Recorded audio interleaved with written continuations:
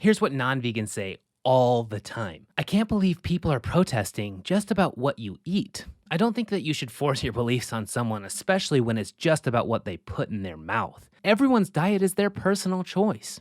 You eat what you want, and I'll eat what I want. What's up, everyone? Welcome back to Vegan Yak, where I yak about all things vegan. I'm Walter, and as you can imagine, I have a lot of conversations about veganism, and this has got to be the thing that non-vegans say that is really bothering me the most lately. It really epitomizes the non-vegan view towards animals, and is exactly the view that we want changed.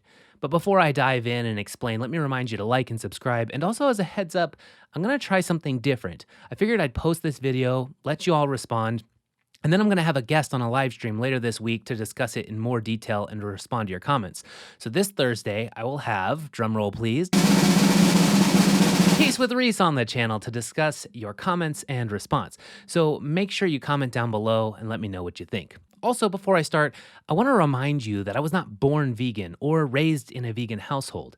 I lived as a non-vegan for 27 years before doing research and changing my habits and lifestyle. So if you're not a vegan and you're watching this, I understand where you're coming from. Now, having said that, veganism is not a diet, and animals should not be food for humans anymore.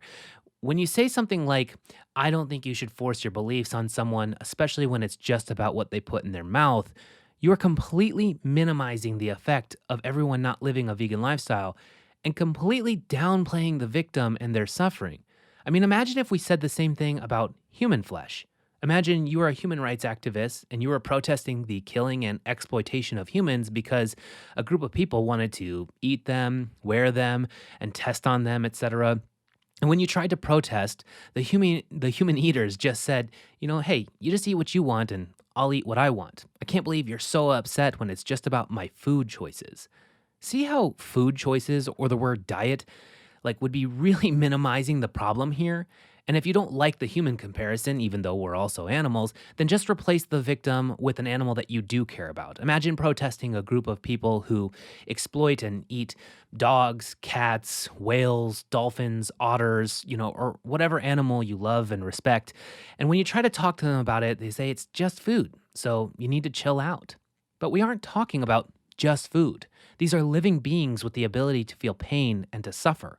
And we aren't just protesting the fact that they're exploited and killed for food. We're protesting that they're exploited for food, entertainment, clothing, testing, transportation, and much more. When you say it's just food or just a food choice, it's very clear that you actually haven't done any research and that you don't really understand what's happening. Which, again, I totally understand because before I was vegan, I would probably have thought the same thing. But cow flesh doesn't just appear in the stores any more than human flesh would. In order for it to get there, a living being has to be bred, exploited, and killed.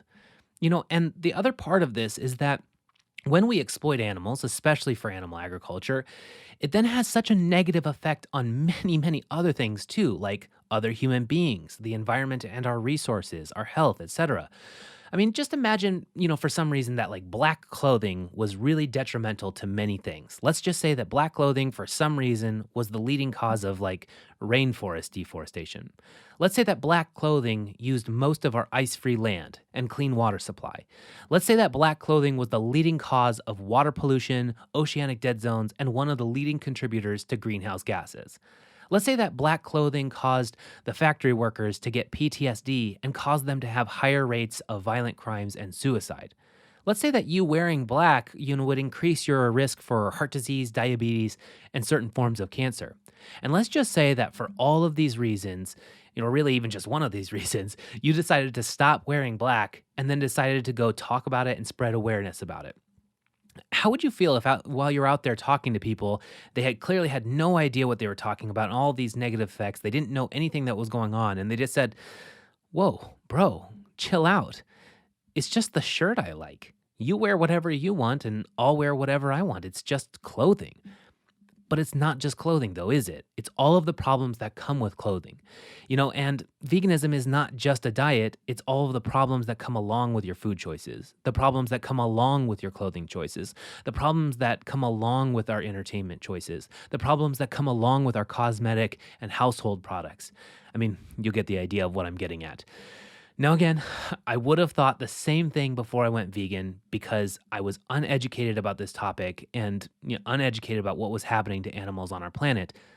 But don't be like pre vegan me. Pre vegan me was uneducated about this topic and therefore said things that were crazy, insensitive, ignorant, and just plainly like made me look like an ass. Veganism is not a diet and it's not just food. Please stop saying this. Like, it's so much bigger than that. And the other part of this is that vegans are not stuck to any certain diet or food choices, period. There are whole food plant-based vegans, vegans who do keto, junk food vegans, raw food vegans, vegans with specific food allergies, poorer vegans, rich vegans, and well, as a result, there are vegans that eat all sorts of different diets. Non-vegans are always trying to stick it to the vegans by trying to find some sort of way that specific plants cause harm, or talk about problems with veganism or a vegan diet. They'll talk about fat vegans, skinny vegans, vegans with eating disorders, or talk about crop deaths or cartel avocados, shipping of plant foods, etc. And I have videos about some of these, topics in more detail, but it doesn't matter. Veganism is a moral philosophy about avoiding hurting animals as much as possible. It's not about a diet and being the healthiest person ever, so you can be any size vegan. It's not about eating the most plants that are shipped around the world or eating any specific kind of plant because veganism is not a diet. When someone brings up some of these points, they're just trying to justify their habits. That's it. Crop deaths happen, so veganism is pointless and I can just do whatever I want. Nope, sorry. And you can watch the video about crop deaths if you want some more specific info there, but it doesn't matter. Pointing to something like that doesn't debunk the moral philosophy of trying to avoid harming others. At best, it would point to a problem with a specific farming technique, but again, wouldn't debunk a moral philosophy. Let's simplify this. Let's say that you're talking to your vegan friend and they whip out their chapstick and you notice that it's a brand that you've done a bunch of research on, and you know that they secretly dump waste into the ocean, and as a result, they harm a lot of animals. And you want to stick it to your vegan friend, so you point out that the brand that they use harms animals, and now, veganism debunked. Hurting animals is okay because I saw a vegan using a chapstick from this ocean dumping company. No, wait. No, because guess what the vegan is most likely going to do? Because they believe in the philosophy of trying to avoid hurting animals as much as possible, they're just going to stop using that chapstick. Because guess what? Veganism isn't about a certain brand of lip balm. All you're doing here, in reality, is honestly helping them make the most vegan choices possible.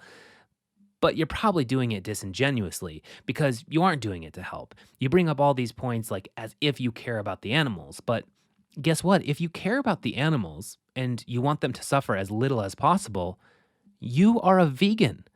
So if you're a vegan and you want to come and debate the best way to reduce animal suffering and which food or lip balm is the best, then by all means come and debate.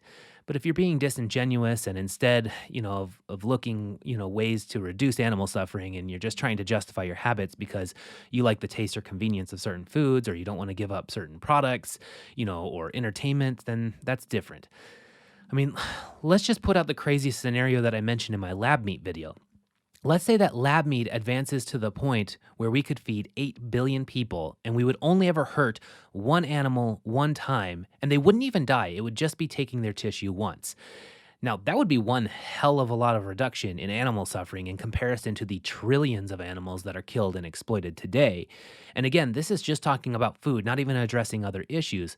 But let's just say that this was the case and that we didn't advance that much in plant agriculture. So we advanced in lab meat, but not in plant agriculture. We didn't have like veganic vertical farms or anything, and it was just standard gigantic monocrops with crop deaths. And as a result, to feed 8 billion people, it caused a few hundred, a few thousand, or even really just 2 animals to be harmed and killed as a result.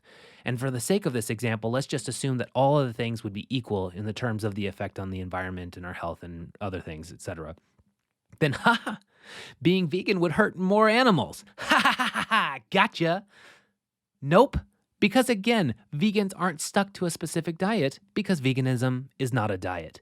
The vegan in this crazy situation that will likely never happen would choose to eat the lab meat because it would be the best way to reduce animal suffering as much as possible, at least until another solution came along. And you want to know why? Because veganism is not a diet. We aren't stuck to any one solution. We are stuck to the philosophy of avoiding animal suffering and exploitation as far as possible and practical. So whatever solution does that the best is what we want to pursue as vegans. Look, ultimately, really couldn't be simpler. If you want to avoid hurting animals, you are a vegan, at least in principle. You may not live with that intention yet, but you have a vegan mindset or philosophy. Now, today, you can choose to live more in alignment with that philosophy if you change your diet to a plant based diet, avoid using animal skins for clothes, and fashion, avoid animals for entertainment, and avoid products that are tested on animals as far as is possible and practical. That's it. You don't need to make up excuses or try to stick it to the vegans. You can just live with that intention and do the best that you can. There's no such thing as a perfect vegan, but there is such a thing as vegans that are trying their best to make the world a better place for all animals, human and non human alike. So stop confusing what veganism is and stop minimizing the effect, that our choices have when it comes to our diets, products, and entertainment. And stop trying to hold vegans to specific products or solutions. We just want to cause less animal suffering, and whatever solution does that the best is what we want to pursue. Don't forget to comment down below, let me know what you think, and give Peace with Reese and I some food for thought for the live stream on Thursday. If you enjoyed this video, like and subscribe, and until next time, stop thinking about what you can't do and start thinking about what you can do. Thanks.